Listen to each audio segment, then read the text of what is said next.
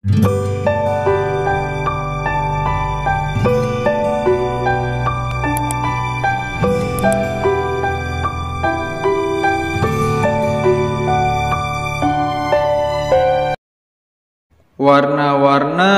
anu nyambut aya nu iman nu nurut, aya nu ambek berengut, aya anu ngajak gelut.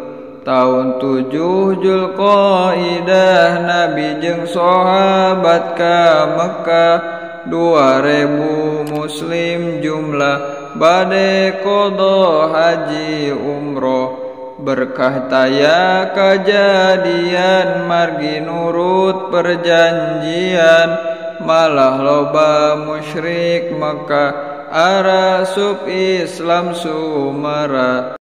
Tahun 7 sasi Sopar nempuh Yahudi dicebar, nu ngalawan gemprah bangkar, nu takluk dibere omber.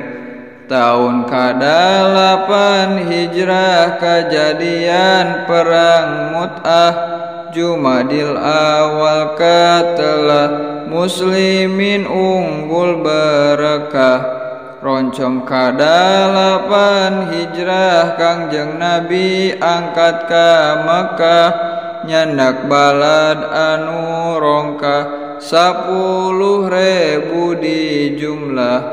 Rek ngagempur kafir Makkah dabongan wani ngarobah, perjanjian Hudaybiyah bari curang bangkawara. Musyrik Makkah nu tadina ka muslim ngahina-hina, nganyenyeri samemena nyieun fitnah salilana. Barang ninggal balad Rasul naklek ngaguruh murudul, musyrikin kabeh gogodeg gugup gemper jeung ngadeg-deg. Tayan wani ngayonan da puguh lain lawanan, samalahan Abu Sufyan harita manehna iman. Tapi aya sapasukan ngalawan bakat kusungkan, asup Islam teu sanggup kajeun paeh batan nurut.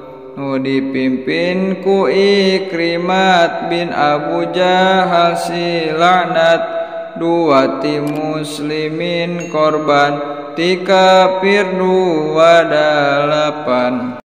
Geus beres Nabi nalukeun patung dijungkel-jungkelkeun, rakyat nu sok nganyerikeun dihampura dibebaskeun.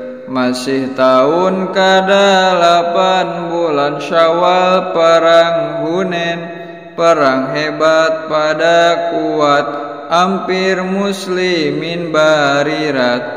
Namun berkah henteu kalah malah musyrikin sumera, gonimahna estu rongkah ngitung nage matak sengkah.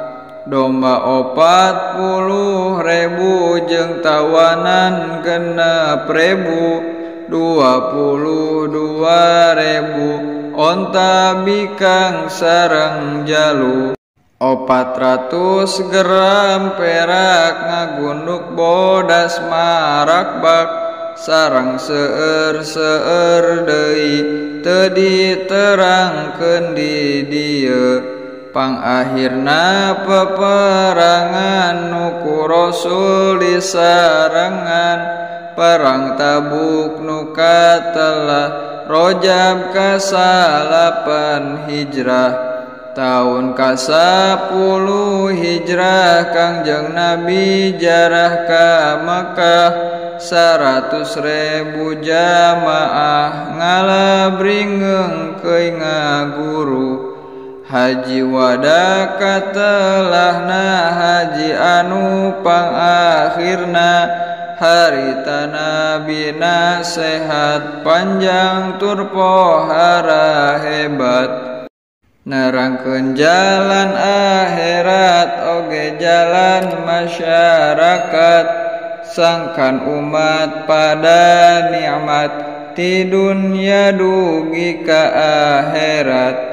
Hukum Islam geus sampurna kitu deui syariatna, teu aya pisan kurangna kantun ngajalankeunana.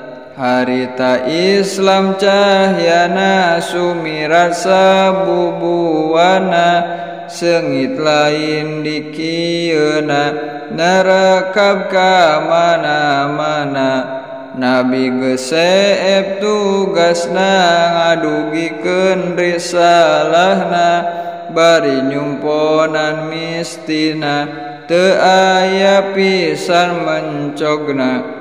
Hijrah tahun ka-11 Senin tanggal 12 Rabiul Awal bulana, Nabi ngantun alam pana.